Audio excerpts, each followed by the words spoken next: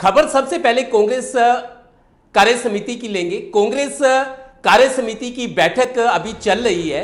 सोनिया गांधी के इस्तीफे की अटकलों के बीच सीडब्ल्यूसी की बैठक हो रही है। ये बैठक वीडियो कॉन्फ्रेंस के जरिए हो रही है। आपको बता दें कि कांग्रेस के 24 नेताओं ने चिट्ठी भेजकर सोनिया गांधी के लिए नेतृत्व के सवाल पर कुछ कहना चाहा था। उसी के मद्देनजर आज सीडब्ल्यूसी की बैठक में सोनिया गांधी के इस्तीफे की खबरों के बीच ये बैठक हो रही है। हालांकि सोनिया गांधी ने इस्तीफे की पेशकश भी की है। हमारे विशेष संवाददाता तरुण कालरा हमसे जुड़ रहे हैं। तरुण जी, आज एक आखिर सीडब्ल्यूसी की मीटिंग में सोनिया गांधी के इस्तीफे या फिर नेतृत्व परिवर्तन के मुद्दे पर कोई फैसला होने की संभावना है? तरुण, देखिए, नेतृत्व परिवर्तन के कवायद में ये पहला कदम हो सकता है, लेकिन इस बैठक का आउटपुट ये ना माना जाए कि इस बैठक के खत्म होते ही कांग्रेस पार्टी को एक पूर्णकालिक अध्यक्ष मिल ही जाएगा। सोनिया गांधी ने गुलाम नबी आजाद के खत का भी जिक्र किया है और यहाँ पे ये दिलचस्प एक वाकया है कि गुलाम नबी आजाद उन 23 या फिर 24 नेता जिन्होंने सोनिया गांधी को खत लिखा था, जिसके बाद ये पूरा बवाल बना और फिर एक मांग उठने लगी कि नहीं, नेहरू गांधी परिवार का योगदान देश के उज्जवल भविष्य के लिए जरूरी है और खुशहाली के लिए गांधी परिवार ने बहुत कुर्बानियां भी दी हैं। तो एक अलग तबका खड़ा हो गया जो ये क्लेम करने लगा कि नेहरू गांधी परिवार कांग्रेस की जरूरत है और अगर उनका नेतृत्व पार्टी को नहीं मिलता तो पार्टी का अस्तित्व खतरे में आ सकता है। तो पार्टी के अंदर दो धड़े हो गए।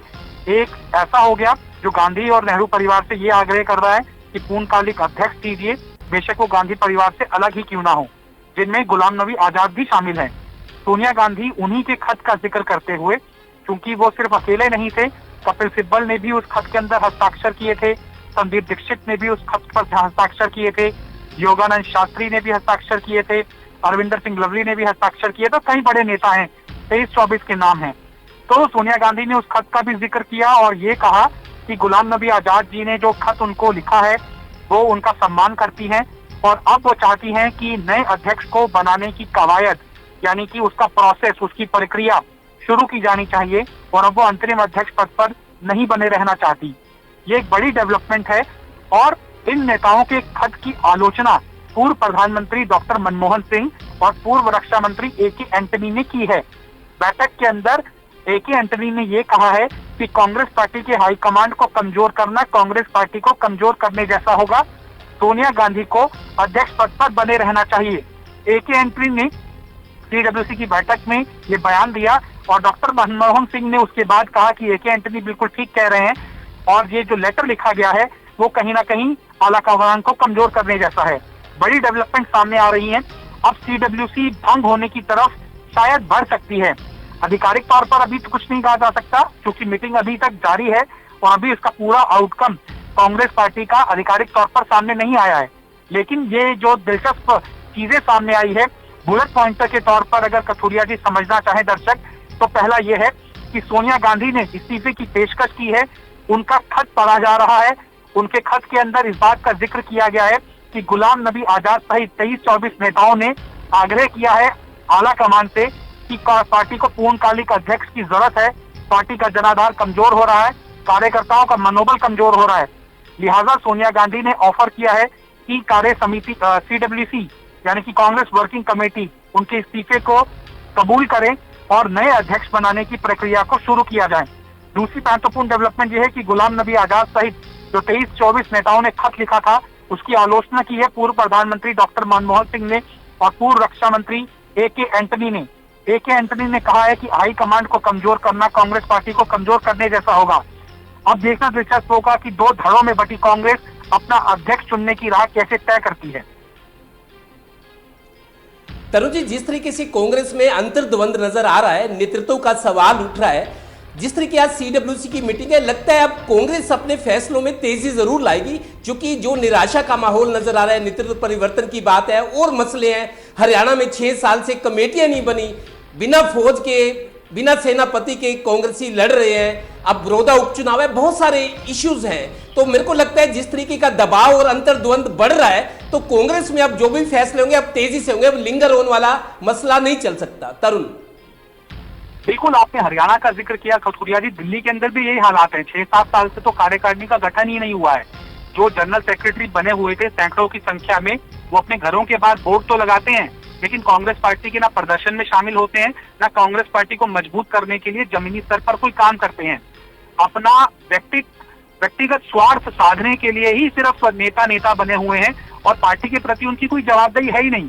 संगठन इसी कारण तो कमजोर हुआ। दिल्ली के अंदर 4.5% की पार्टी यूं ही थोड़ी ना कांग्रेस बन गई। इसके लिए ऐसे निष्क्रिय नेताओं का प्रभाव खाता रहा है, जिससे कि पूरी जमीन कांग्रेस पार्टी की खिसक गई। और कांग्रेस पार्टी का हरियाणा के अंदर भी इसी तरह का कमोबेश हाल रहा है। नहीं तो कांग्रेस पार्टी को लोग वोट तो देना चाहते हैं, लेकिन अगर कांग्रेस का कार्यकर्ता वोट मांगने ही नहीं जाएगा तो लोगों के पास कोई विकल्प थोड़ा ना रह जाता है। तो यही हाल कई स्टेट्स के अंदर देखने के लिए मिलता है।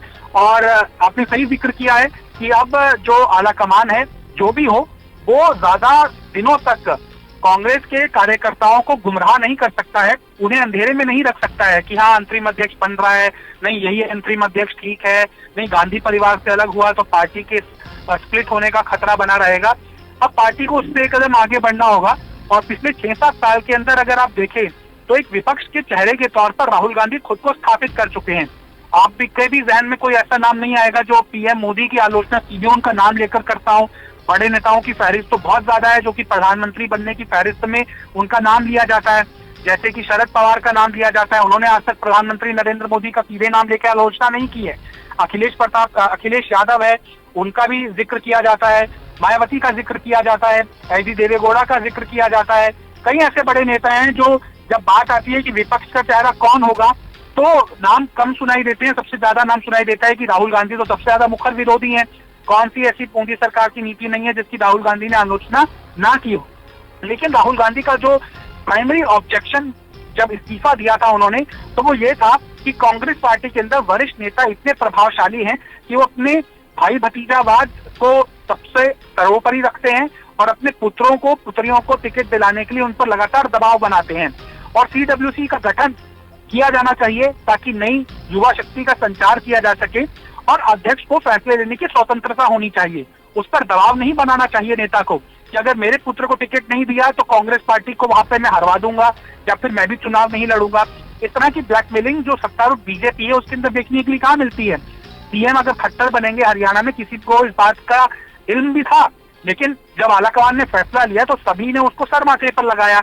लेकिन कांग्रेस पार्टी में ये सिर्फ खुटोबल होता है, कभी मध्य प्रदेश प्रकरण हो जाता है, कभी राजस्थान हो जाता है।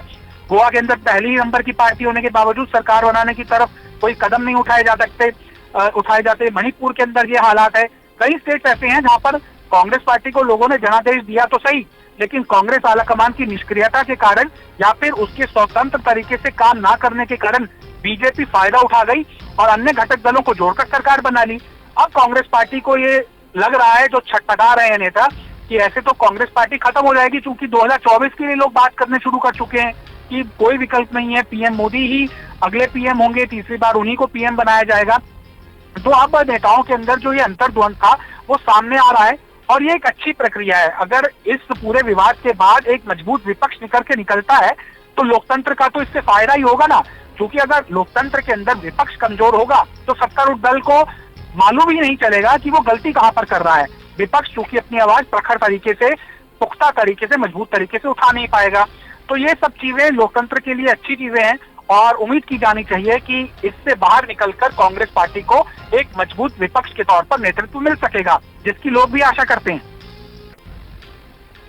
तरुण जी, जानकारी के लिए बहुत बहुत शुक्रिया।